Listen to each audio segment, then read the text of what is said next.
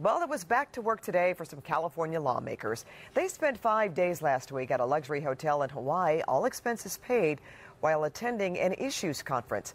We sent CBS 2 political reporter Dave Bryan with his hidden camera to find out what was really going on. In the same week, hundreds of California college students were protesting massive tuition hikes. Thousands of Californians took to the streets to protest corporate America. And the state announced a $13 billion revenue shortfall.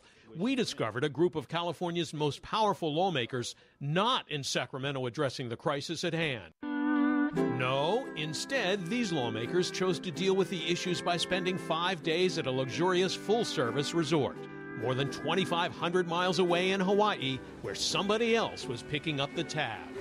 Welcome to the California Independent Voter Project, the CAIVP Business and Leadership Exchange Conference, where the state's most powerful lawmakers are wined and dined in high style by the state's most persuasive special interests. Leaders of the Voter Project say the conference addresses the most pressing problems facing California, aiming to break the logjam in Sacramento. But unbeknownst to the lawmakers and lobbyists, we were there too with our undercover cameras at the five-star Fairmont Kealani Hotel on Maui, where the legislators' bills are paid by the Voter Project. There's State Senator Ron Calderon from Montebello chowing down on breakfast, compliments of the Voter Project.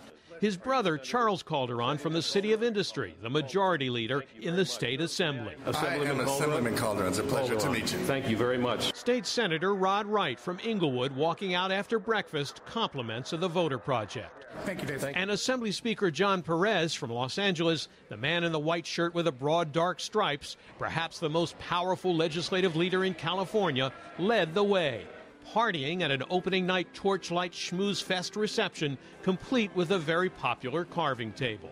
They're all Democrats, but we found Republicans on the Maui retreat too. State Senator Cameron Smythe, representing Santa Clarita, seen walking out by the pool. He made it a family vacation. And although we didn't get his picture, Republican State Senator Tom Berryhill from Modesto was there as well. And Democratic State Senator Curran Price from Exposition Park attended too. He was listed as a hotel guest when we called his room.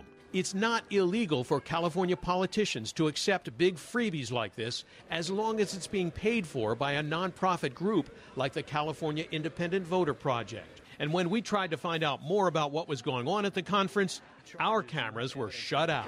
There's a guest here who asked you if you were filming, and he saw you filming. No one asked me. No, yes, he did. No, you're the one who asked me. So I approached Assembly Speaker John Perez. Good morning, Mr. Speaker. I'm Dave Bryan from CBS 2 and KCAL 9. Good to see you. Good to see you. Sorry to crash the party. Yeah. What do you think your constituents would say if they knew you were here? Many of your members, all expenses paid? Well, I think they know that I'm here. It's been in the press. We've talked about the fact that this is an opportunity for us to come together and have a wide range of conversations on a bipartisan basis. This event is underwritten by some of the most powerful companies and powerful labor unions and lobbying interests in California. It's hard to convince people that you're doing what's in the average person's interest when you spend a week here, many of the members, all expenses paid. And the reality is that you have to evaluate legislation on the merits. Quite frankly, there's not a group here who I haven't had serious disagreements with. Can you ask them to let us come in and see what's going on? I will ask them. If everything is open and above board? I will absolutely ask them. But we never got in. So where does the Independent Voter Project get the money to pay for all this?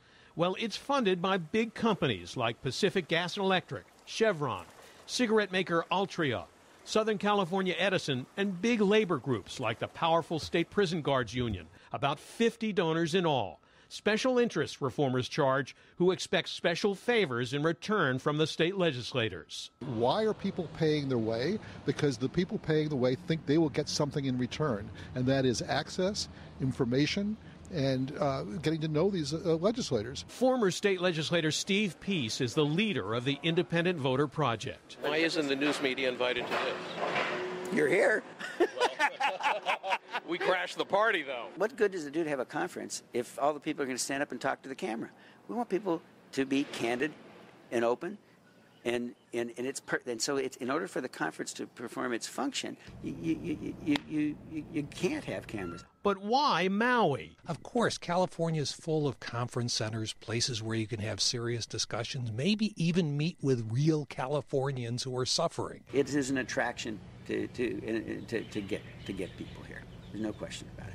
In the interview, Peace embraces the fact that the voter project is funded in part by special interests. And my answer is yes. And I'm going to continue to get money from the special interest. And you should say that's a good thing. You're getting that money from those special interests. You're making them spend it on good things. If Steve Peace is sincere in thinking that what he wants to do is promote dialogue, then let's come on back to California. If, on the other hand, what this really is a front for special interests to funnel their money to gain access with a couple of key legislators, then I cry foul, and I think that there needs to be an investigation. It's outrageous that these legislators don't see any problem with it. While there's no evidence any law was broken at the conference in Maui, government watchdog groups say the tactic of special interests passing large amounts of money through nonprofit groups to public officials in the form of gifts and perks is the latest fad now in circumventing political reform laws. Dave Bryan, CBS 2 News.